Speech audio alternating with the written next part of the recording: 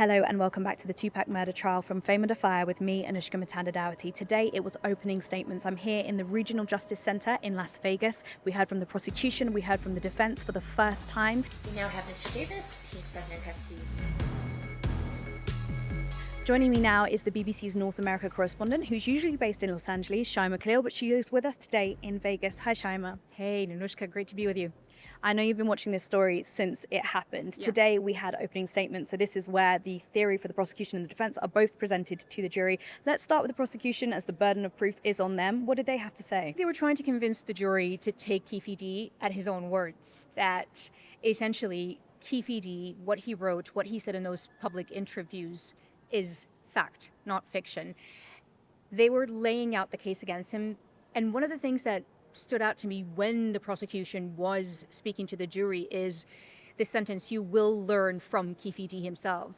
The prosecutor kept repeating that, didn't he? And I think what that tells us is that, yet again, he's trying to push that point that much of the evidence, the bulk of the evidence against Keffe D is by Keffe D in that memoir, where he points out the fact that that attack, Tupac attack against Orlando Anderson, his nephew, was the thing that gave him the green light, as he said in the memoir, to do something. And then he describes being in that Cadillac, describes handing the gun. Now, Davis has said that this is fiction, that this is embellished, but I think the prosecution has once again laid out all the events of that night, told the jury that Keffe D had reason for revenge because of the attack against his nephew, and that he went out to mastermind the attack. But remember, they repeated that he did not pull the trigger. And I mean, we've heard it said that the star witness for the prosecution is Duane Keffe D Davis. I think that's a fair statement to make now. Some of those quotes that he had, though, remarkably, you're going to hear this from Duane Davis himself. Exactly. And then saying, this is gang activity. So we knew that they were going to introduce that because there's a gang enhancement on the first-degree murder charge. And they spoke about the culture of silence that came along with gang activity. And they said the only person who has trouble staying silent is Keffe D. Keffe D. And then there was that almost montage of him speaking. And it started in around 2017, when he was on BET. Just tell me a little bit about what we heard from Keffe D. Again, it's that sequence of events of what was going on. Keffe D saying essentially that Tupac attacked Orlando Anderson, that, you know, he explained how he got the gun. And I found it really interesting as well, the laying out of the gang relations between the two big gangs and the relationship to Suge Knight for Death Row and P. Diddy with Bad Boy Records in New York, and how that all that spilled over in Los Angeles and then in Las Vegas.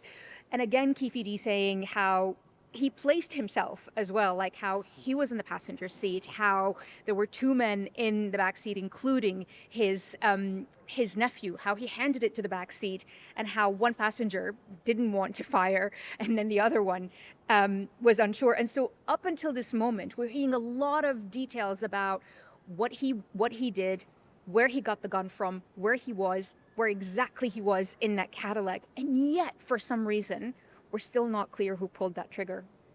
And we can't let a mention of Diddy just go by without unpacking it. For those of you who've been with us since Diddy on trial, we did hear a little bit about Tupac's murder and Biggie Smalls. For those of you who watched the 4-part Netflix series that 50 Cent did, there was some heavy insinuation that Diddy might have been involved. Now, when we get this connection, it comes through someone called Eric Zip Martin. Can you just unpack what he had to do with it and the role that Keffe D took on when it came to Diddy's protection?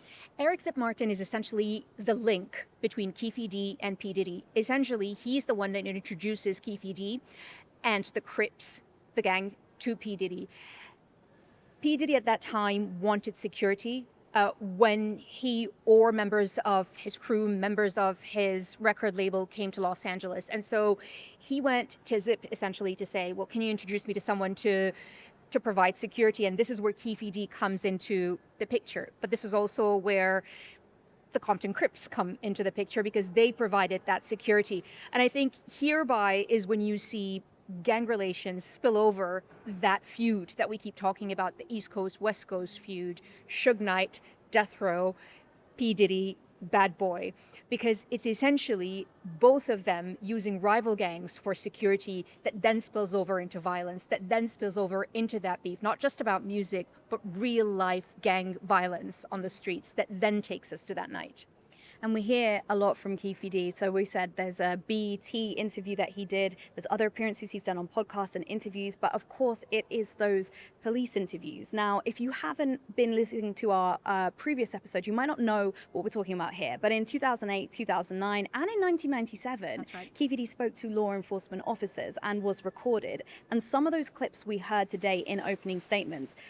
One of the striking to me, if they were on my side of the car, I'd have shot him myself, was something that we heard. Yeah, that again not only places him in that scene, in that car, but it also, in a way, speaks of intent. He had intended to do that. He intended to get that gun, cause harm. And because Tupac wasn't on his side of the car, he didn't do it. And that's according to his words to the police. And so when we say that he masterminded this attack, that he planned this attack, it wasn't just that he got a gun and gave it to someone.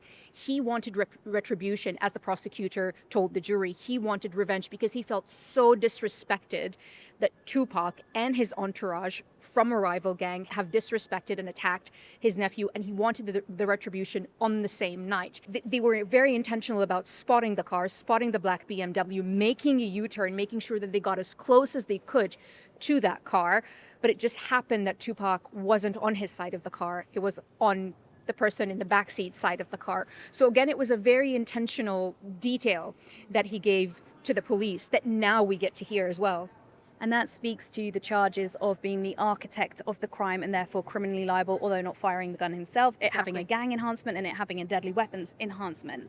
Now, we heard, I just can't believe I'm saying this every time. We hear from the defendant saying, I would have done it myself, right? Yes.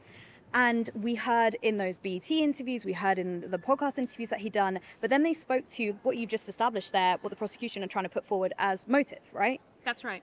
But they bring that almost up to present day. They said into the 2020s. We have a recording of him on the phone in jail that shows the level of, quote, visceral hatred he had towards Tupac for what he did to Orlando Anderson.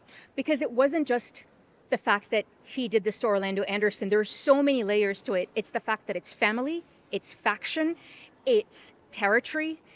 It is the fact that this happened while on Keffe D's watch. It's the fact that it happened to a family member who was also a very prominent gang member of the Compton Crips.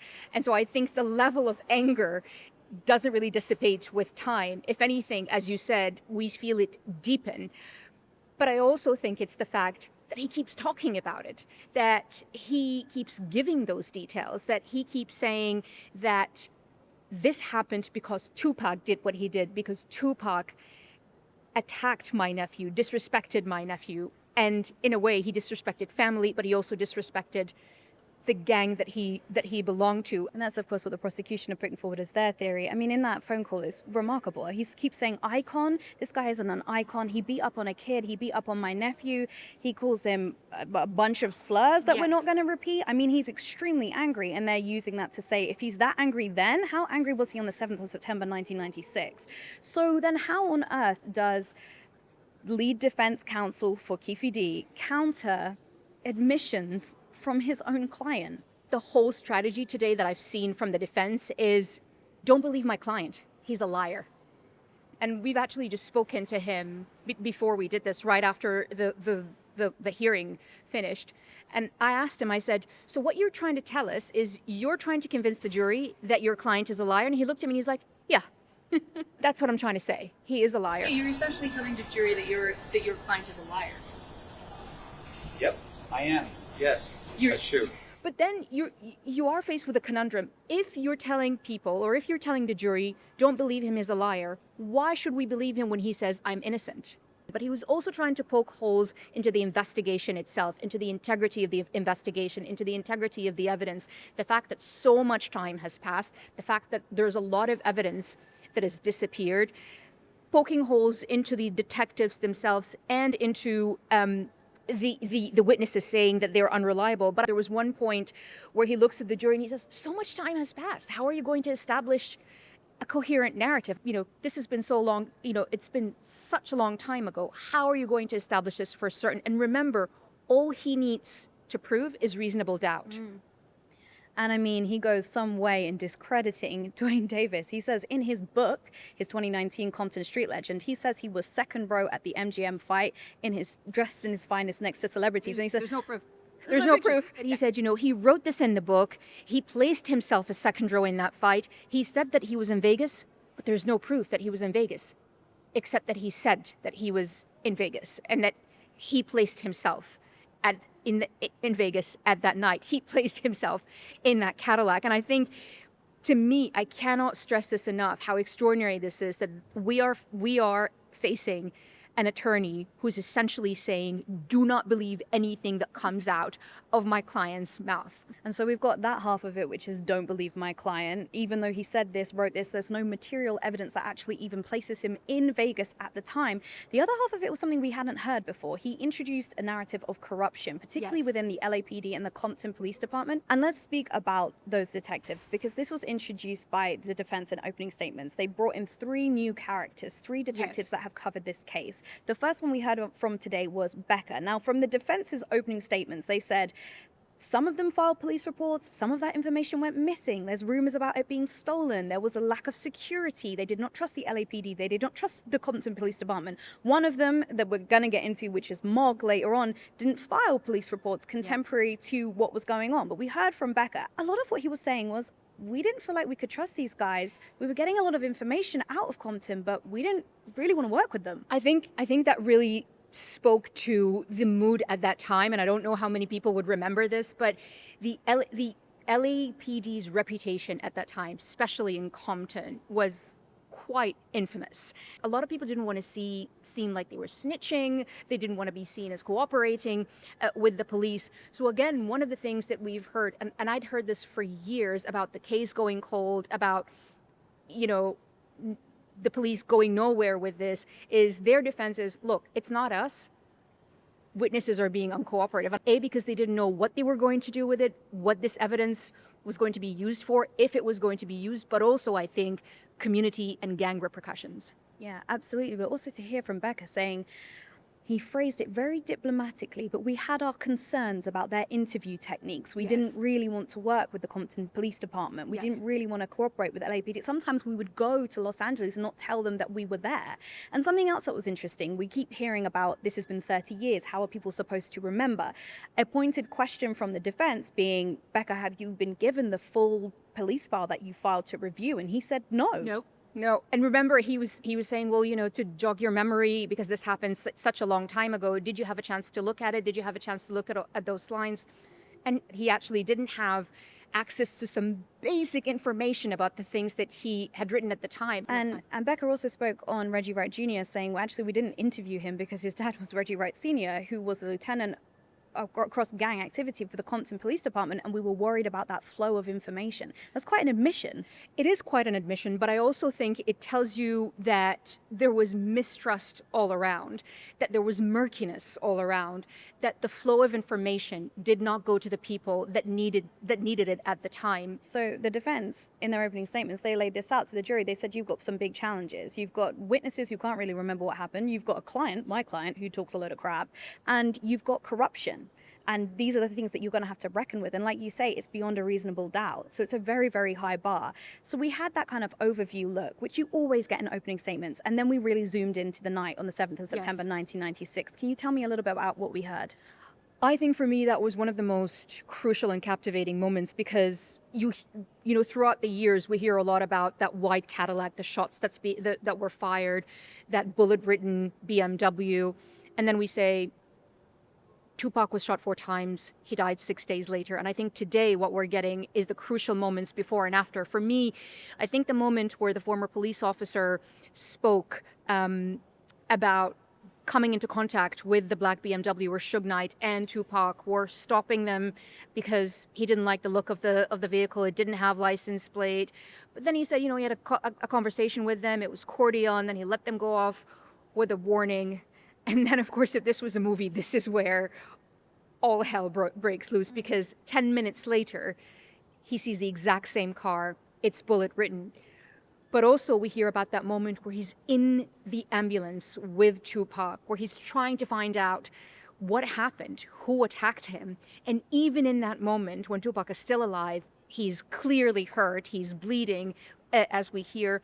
His response is, no, we'll take care of it. It tells you that up until that moment, he still didn't want the police involved. Up until that moment, the beef was on, and that Tupac wanted to take it on himself. There's something else in that testimony as well, because when you say he stopped Suge Knight and Tupac when they were in the car before, he noted that Tupac had a giant gold chain on. Exactly, and he said, that's a big bit of gold that you have around your neck, and people were laughing at the time. But yeah, I think it also tells you about the exchange that they had before all of this happened. And then the defense clarified, did you see that chain on him when you then found him after he'd been shot, and was it checked into the hospital? And he said no. We don't know where they're going with that line of questioning, but it's a detail that we haven't heard before. I want to talk about another witness who was a bystander or was in another car. But I also just want to bring up the fact that many of our viewers won't be aware, but in this jurisdiction, the jury can ask questions. And this was the first time we saw that with this next witness. This is the first time that I saw that, and I found that quite remarkable. This is a woman who had witnessed she heard the gunfire, and again she said all hell broke loose. She didn't see the shooter, but what was remarkable is that the jury then came back with a question, and they said that the question was, well, did you hear which direction the shooting was coming from? And she said no. And again, it was a very, very basic question to someone who was there at that time, given it was a very long time ago. But if you're in the jury, you're like, well, how dependable is that? How much can we depend on what she said other than the fact that she heard gunshots? Yeah, and it's important because she was brought up by the prosecution, who said, you're going to hear about a car full of broads. I'm assuming, or I'm hoping that's a quote and not just how they talk. And she was from inside that car full of broads. She was going on a night out with her girls, and one of them knew Suge Knight, and she stops to have a conversation with him. And she's going to go into the driving seat, and as she's unbuckling her seatbelt, that's when the shots ring out. Exactly. But yeah, that jury question highlights that she didn't really see all that much. What the defense is trying to say is this was a long time ago. How reliable are those witnesses? If a witness has said that she was there, that she had heard it, that she was there when it all went down, when all hell broke loose, quote unquote, but she couldn't tell you where the direction is coming from, how dependable are other witnesses going to be? And so again, it's just constantly poking holes at these witnesses and their reliability. And then to finish the day, we had a 40-minute recording played of the 1997 interview. What did you make of that? I mean, first of all, it was really hard to it was really, really hard to hear, and you had to follow that script. Yeah. And it was all about the car. So this is after the death of Biggie Smalls, obviously another legendary hip-hop icon. Exactly. And Duane Davis is pretty quickly identified as somebody who was at the party when he was shot, and he's put in the parameter of Christopher Wallace and also Puffy Combs. And he does this 1997 interview, and we're hearing the transcript from it, so that we're hearing what the prosecution has promised, which is Keffe D. 40 minutes of it. What do I make of it? I'm not sure where they're going with it right now, because we have heard a lot of back and forth about whose car he was driving, and it seems quite irrelevant, but we are building to something, and we know what the prosecution's narrative is. For me, I think the one bit of usefulness, I think, is that Keffe D started off giving details about that night of Tupac's murder because he was asked about Biggie Smalls. Yes. Because essentially the police went to him because they wanted to know what happened that night, where he was, what he knew. And he said, look, I can't tell you about the killing of Biggie Smalls. I can't tell you about Wallace's death, but I can tell you what happened in Tupac's night. So I'm hoping they're going to circle back to that moment, but they sure as hell went through so much detail into what happened that night with Biggie Smalls, with Puffy Combs, to then get us back into Tupac. I'm hoping that that's what they'll do. I'm not sure it will. If we take the prosecution from their opening statements, this 1997 interview is going to pave the way for those 2008, 2009 interviews, which were about Biggie Smalls and then obviously became about Tupac. But we'll see. We're going to be here every single day. They're saying a month. I don't think it's going to last a month, because 5 witnesses in one day. I mean, they've gone through so many and so much today, actually, and so I don't know how long this is going to last, but also how many witnesses are going to take the stand. Shaimaa, thank you so much for breaking that down for us today. It's a pleasure being with you. That was the BBC's North American correspondent, Shaimaa Khalil, and that's it for this episode of the Tupac murder trial from Fame Under Fire. If you want to support this channel, please like, hype, and subscribe. It's taken 30 years to get to this trial, so you don't want to miss a thing, and we'll be doing daily updates every day right here.